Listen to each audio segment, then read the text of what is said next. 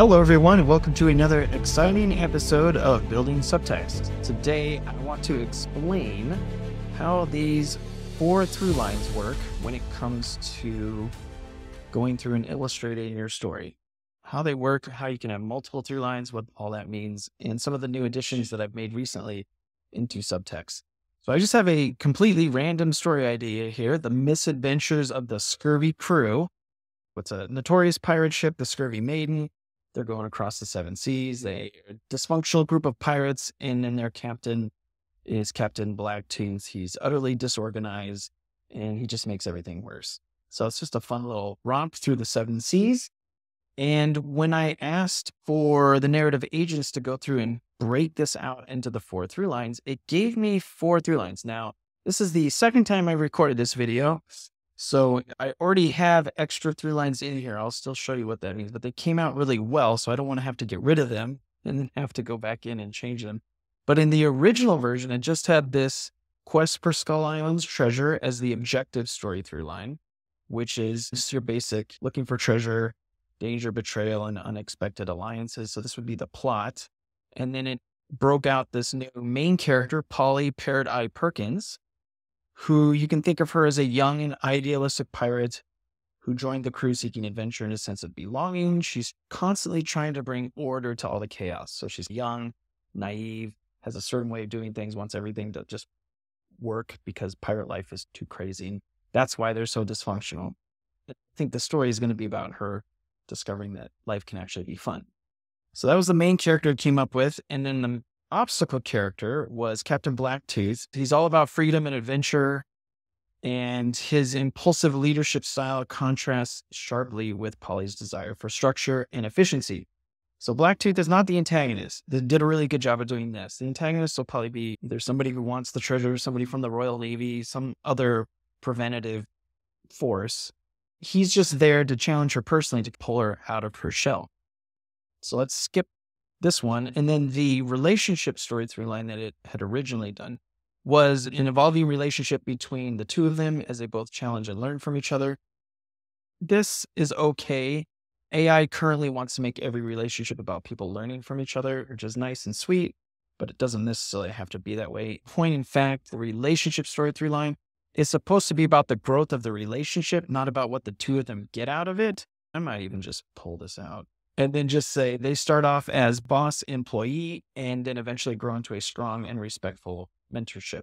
That's great. It doesn't completely end it. You want to make sure that these through lines are just setting up the potential for everything that goes in. You don't necessarily want it to end, because what the rest of the application does is it looks back at the context that you set up. Okay, this is what I'm going to focus on when it comes to the main character through line. This is what I'm going to focus on when it comes to the plot. So if you already have it finished, it doesn't really have a place to go.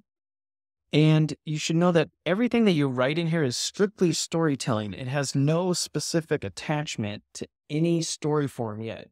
There's a reason why I have it organized this way, where the complete story is at the top. In the end of things, once you know how everything works, everything is related to one another and you can start anywhere in the chain. If you're first starting out and you're learning, I have it set up so that you get a mental top-down idea of the fact that when you start with the story idea, then the next thing would be to figure out what the four through lines are. We don't have a story form yet, so there is no structural stuff attached to these four through lines. They could be anything.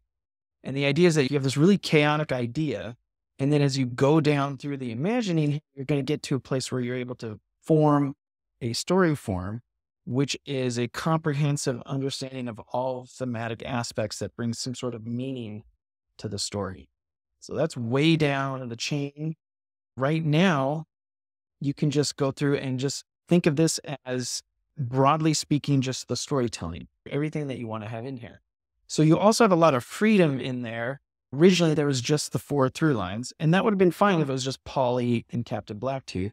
But what I wanted to show is something that I've added, which is a way in Subtext that you can track the different through lines and how they are handed off from one character to another. So the way a through line works is that it really is just a perspective on the source of conflict within a narrative. For all four of these, you can hand them off. It doesn't matter. You can have all kinds of handoffs, even for the plot, which would be really bizarre, but you can do it. If you think of the obstacle character, that's usually the more traditional one where the same point of view that is challenging the main character and bringing them out of their justifications and their reason for doing things. That sometimes more often than not is handed off from one character to another. Before you had to track it all in the same section.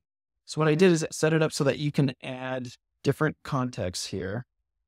And what I did in the previous video is I added this second one here. So if I just did this and I said add obstacle character, and I'm just creating a new context from which to understand that alternative approach to conflict that the obstacle character brings into the story. And then I came in here and I had no clue who that would be. So I opened up the brainstorming AI, and then instead of adding anything in, I just tapped it again. And it came up with a completely new character, which was Mariana the Siren Silvers. So her thing, whereas Captain Blacktooth is challenging because he's a little more carefree and a lot more fun, Mariana is presenting the idea that life is more complex than you might think when you're younger. So she forces Polly to confront the kid's own naivete and question her black and white view of morality. So she has a completely different understanding, more complex, and it doesn't necessarily sync up perfectly with Captain Blacktooth because he's all about freedom. She's all about understanding the human heart and that there's more to life than just the black and white view of things. That's totally fine because there's no structure, no form to it.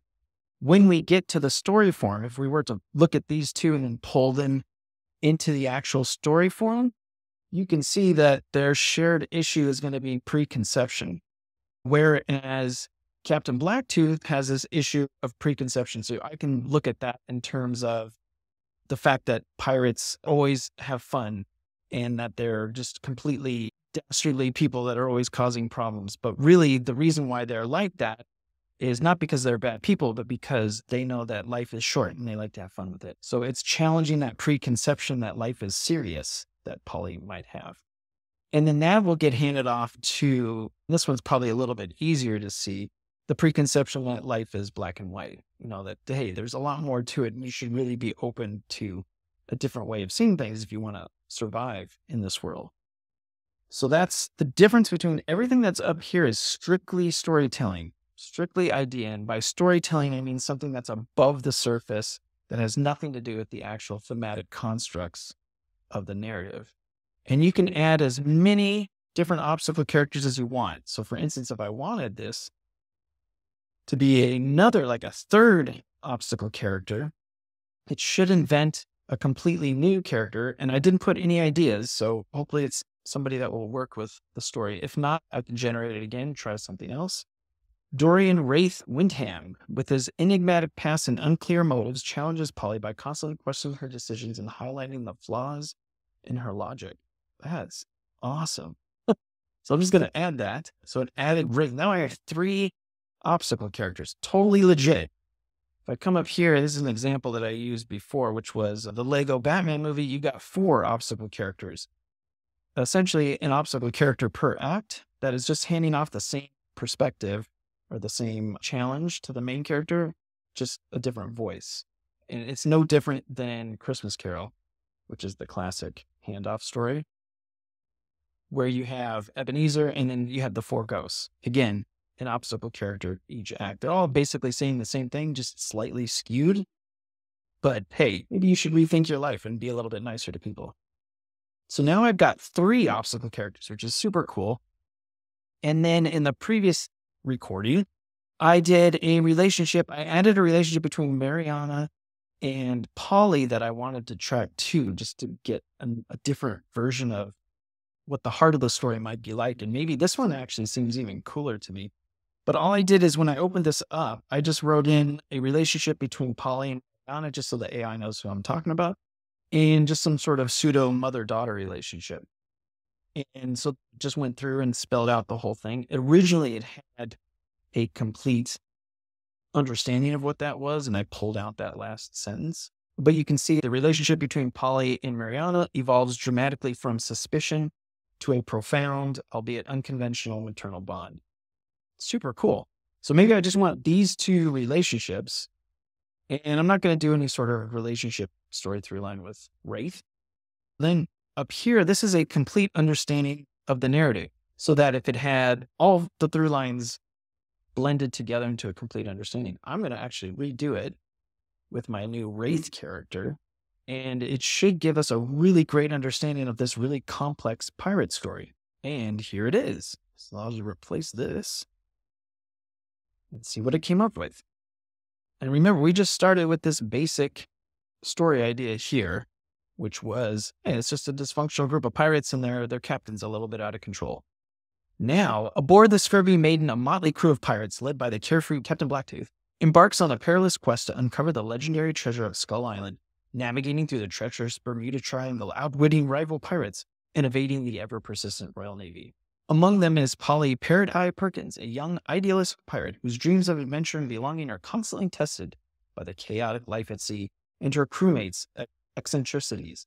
Polly's quest for order and efficiency aboard the ship clashes with Blacktooth's laissez-faire leadership, setting the stage for a tumultuous yet transformative journey.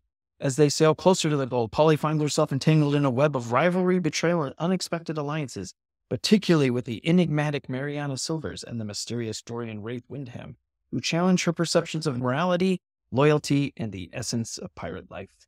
Polly's interactions with Mariana evolve from suspicion to a complex maternal bond as Mariana's cunning and insight force Polly to confront her naivete and embrace the world's genuine complexity. Meanwhile, Dorian Windham, with his cryptic warnings and probing questions, pushes Polly to question her own beliefs and the loyalty of those around her.